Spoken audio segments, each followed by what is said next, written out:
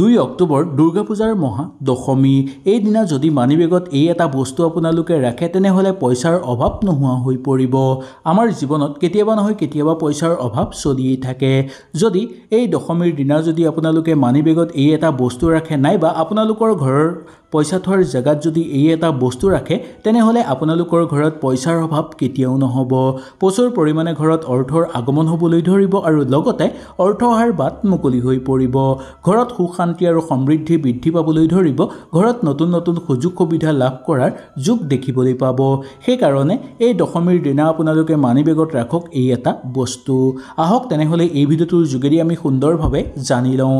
যদি ভিডিঅ'টো ভাল লাগে লাইক এটা কৰি আমাৰ মনোবল বঢ়াব আৰু আপোনালোকৰ বন্ধুবৰ্গৰ লগত শ্বেয়াৰ কৰি তেওঁলোককো উপকৃত কৰিব। শাস্ত্ৰত এনেকুৱা বস্তুৰ কথা কোৱা হৈছে যি বস্তু যদি আপোনালোকে মানি বেগত ৰাখে তেনেহলে ইয়াৰ পৰা আপোনালোকৰ অৰ্থৰ অভাৱ কমিবলৈ ধৰে। লগতে মা লক্ষ্মী আৰু কুবেৰদেৱ আপোনাৰ ওপৰত সন্তুষ্ট হৈ পৰে আৰু আপোনালোকৰ ওপৰত কৃপা দৃষ্টি দিয়ে। সকলো সপোন আপোনালোকৰ পূৰ্ণ হৈ পৰিব। আপোনালোকৰ বেছি সময় নালাগিব।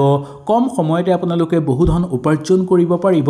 আপুনি যদি অতি সোনকালে আপোনালোকৰ ঘৰৰ আৰ্থিক অৱস্থা ভাল কৰিব বিচাৰে নাইবা আপোনালোকৰ ঘৰত যদি বেছিকৈ অশান্তি হৈ আছে সেই সকলোবোৰ যদি দূৰ কৰিব বিচাৰে তেনে ক্ষেত্ৰতো আপোনালোকে মানি বেগত এই এটা বস্তু দশমীৰ দিনা ৰাখিব পাৰে। ইয়াৰ ফলত আপোনালোকৰ বহু পুণ্য হৈ পৰিব। আহক তেনেহলে সুন্দৰভাৱে জানি লওঁ।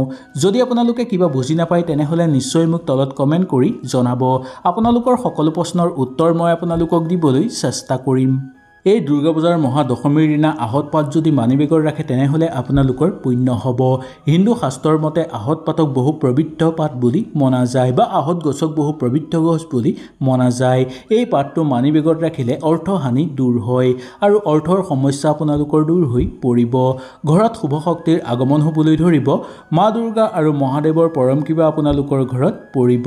আহক তেনেহলে মানি বেগত এই আহত পাতটো কেনেকৈ ৰাখিব লাগে ইয়াৰ বিষয়ে আমি সুন্দৰভাৱে জানি লওঁ। এটা আহত পাত আপোনালোকে ছিঙি আনি সুন্দৰভাৱে ধুই পৰিষ্কাৰ কৰি ল'ব।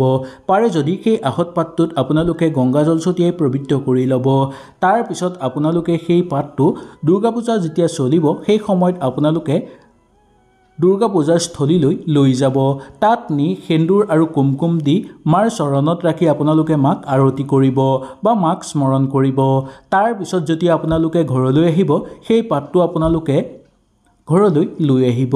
ঘৰলৈ লৈ আহি আপোনালোকে সেই পাতটোত 3টাতকৈ অধিক ভাঁজ নিদিব।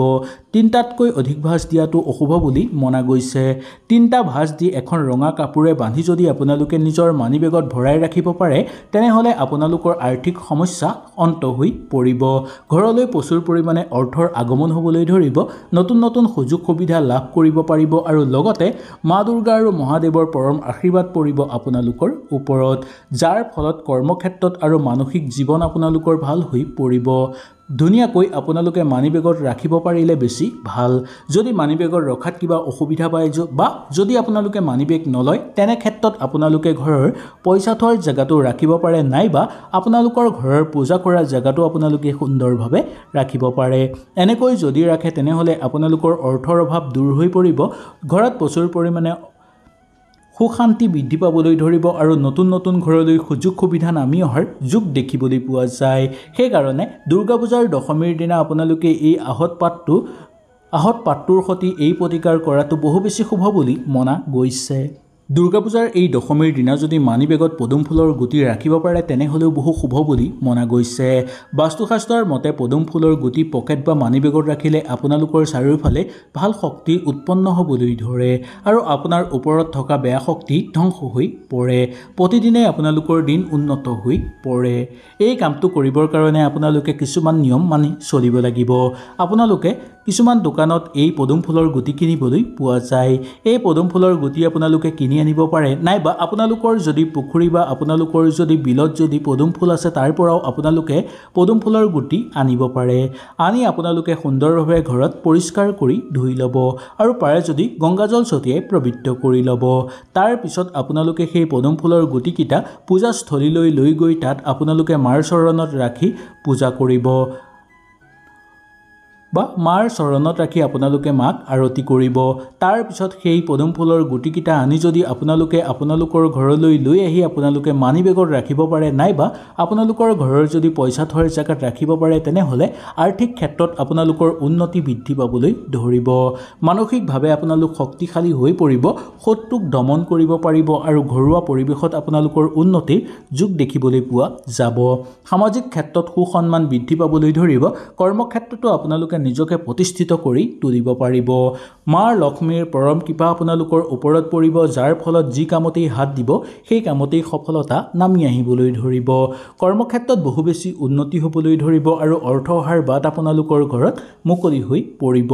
সেই গতিকে দুৰ্গা পূজাৰ মহাদশমীৰ দিনা আপোনালোকে যদি মানি বেগত এই পদুম ফুলৰ গুটি এটা ৰাখিব পাৰে, তেনেহ'লে বহু শুভ বুলি মনা গৈছে। এই দুৰ্গা পূজাৰ মহাদশমীৰ দিনা যদি আপোনালোকে 1 টকাৰ নোট এটা মানি বেগত ভৰাই ৰাখিব পাৰে, তেনেহ'লে আপোনালোকৰ বহু পুণ্য হ'ব। আজিকালি 1 টকাৰ নোট পাবলৈ নাই। কেনেবাকৈ যদি আপোনালোকে বিচাৰি লৈ মানি বেগত ৰাখিব পাৰে, তেনেহ'লে আপোনালোকৰ দিন ভাললৈ আহিব। এই 1 টকাৰ নোটটো ক'ৰবাৰ পৰা আপোনালোকে বিচাৰি লৈ সেই 1 টকাৰ নোটটো আপোনালোকে সুন্দৰভাৱে গংগাজল ছটিয়াই পবিত্ৰ কৰি ল'ব। তাৰ পিছত আপোনালোকে পূজাস্থলীলৈও নিব পাৰে, নাইবা আপোনালোকৰ ঘৰত যদি পূজা স্থান আছে সেই ঠাইটো নি আপোনালোকে মাৰ চৰণত ৰাখি আপোনালোকে পূজা কৰিব পাৰে বা মাক স্মৰণ কৰিব পাৰে। তাৰ পিছত সেই 1 টকাৰ নোটটো আপোনালোকে 3টা বা 4টা ভাঁজ কৰিব। তাৰ পিছত এখন নীলা কাপোৰে বান্ধি আপোনালোকে মানি বেগত ভৰাই ৰাখিব। এনেকৈ কৰাটো শাস্ত্ৰৰ মতেও বহু বেছি শুভ বুলি মনা গৈছে। 3টা বা 4টা ভাঁজ কৰি যদি নীলা কাপোৰ এখনে বান্ধি মানি বেগত ভৰাই ৰাখিব পাৰে, তেনেহ'লে দেখিবলৈ পাব যে আপোনালোকৰ ঘৰত অৰ্থৰ উন্নতি বৃদ্ধি পাবলৈ ধৰিব। সকলো ফালৰ পৰা নতুন নতুন সুযোগ সুবিধা আপোনালোকৰ ঘৰলৈ আহিব। কৰ্মত উন্নতি হ'ব আৰু জীৱনৰ বাটত আপোনালোকৰ চলি থকা সকলো সমস্যা সমাপ্ত হৈ পৰিব। নতুনকৈ উন্নতি আপোনালোকে কৰিব পাৰিব আৰু প্ৰচুৰ পৰিমাণে ঘৰত অৰ্থ জমা হ'বলৈ ধৰিব। এই 1 টকাৰ নোটটো আপোনালোকে বিচাৰি পোৱাটোৱেই আচল কথা। যদি বিচাৰি পায়, তেনেহ'লে এই কামটো নিশ্চয় কৰিব। এনেকৈ কৰাৰ লগে লগে আপোনালোকে দেখিবলৈ পাব যে আপোনালোকৰ জীৱনত চলি থকা সংঘৰ্ষ নোহোৱা হৈ পৰিব। ভাল শক্তি ঘৰত জাগ্ৰত হ'বলৈ ধৰিব। মা দুৰ্গা আৰু মা লক্ষ্মীৰ পৰম কৃপা আপোনালোকৰ ওপৰত পৰিবলৈ ধৰিব, যাৰ ফলত আপোনালোকৰ সকলো দিন শুভ হৈ পৰিব আৰু সকলো ফালৰ পৰা আপোনালোকৰ উন্নতি অহাটো নিশ্চিত বুলি ক'ব পৰা যায়। দুৰ্গা পূজাৰ এই দশমীৰ দিনা আপোনালোকে মৌৰাৰ পাখিৰ সহায়ত কৰকেই এটা প্ৰতিকাৰ। দেখিবলৈ পাব যে আপোনালোকৰ ঘৰত শুভ শক্তিৰ জাগ্ৰত হ'বলৈ ধৰিব আৰু ঘৰত থকা সকলো বেয়া শক্তি ধ্বংস হৈ পৰিব। ঘৰত যদি কিবা বেয়া শক্তিয়ে বাহ লৈ আছে বা আপোনালোকৰ ঘৰত যদি কিবা বাস্তুদোষ উৎপন্ন হৈ আছে, তেনে ক্ষেত্ৰতো আপোনালোকে মৌৰাৰ পাখিৰ সহায়ত এই এটা কাম কৰিব পাৰে। মৌৰাৰ পাখি আপোনালোকে ঘৰৰ ঈশান কোণত ৰাখিব পাৰে বা ঘৰৰ ঈশান কোণৰ বেৰত যদি আপোনালোকে লগাই ৰাখে, তেনেহ'লে আপোনালোকৰ বহু বেছি পুণ্য হ'বলৈ ধৰিব। এনে কাম কৰাৰ লগে লগে আপোনালোকৰ ঘৰত থকা সকলো বেয়া শক্তি ধ্বংস হৈ পৰিব। ঘৰত শুভ শক্তিৰ আগমন ঘটিবলৈ ধৰিব। নতুনকৈ কিবা কামত আপোনালোকে সুযোগ সুবিধা লাভ কৰিব পাৰিব। ইয়াৰ ফলত মা লক্ষ্মী আৰু ভগৱান শ্ৰীকৃষ্ণৰ পৰম আশীৰ্বাদ আপোনালোকৰ ওপৰত পৰিবলৈ ধৰিব। এই দুৰ্গা পূজাৰ দিনা যদি মৌৰাৰ পাখিৰ সহায়ত এই কাম কৰে, তেনেহ'লে জীৱনত উন্নতি কৰিব পাৰিব। প্ৰচুৰ পৰিমাণে অৰ্থৰ আগমন হ'বলৈ ধৰিব। সকলো ফালৰ পৰা সুযোগ সুবিধা আৰু সকলো ফালৰ পৰা উন্নতি আপোনালোকৰ দেখিবলৈ পোৱা যাব। হয়তো এই ভিডিঅ'টোৰ যোগেদি আপোনালোকে সুন্দৰভাৱে বুজি পালে। যদি কিবা অসুবিধা পালে নিশ্চয় মোক তলত কমেণ্ট কৰি জনাব। তেনেহ'লে আজিলৈ আপোনালোকৰ ওচৰৰ পৰা বিদায় লৈছোঁ। কালিলৈ পুনৰ আপোনালোকক লগ পোৱাৰ প্ৰতিশ্ৰুতিৰে আজিলৈ নমস্কাৰ।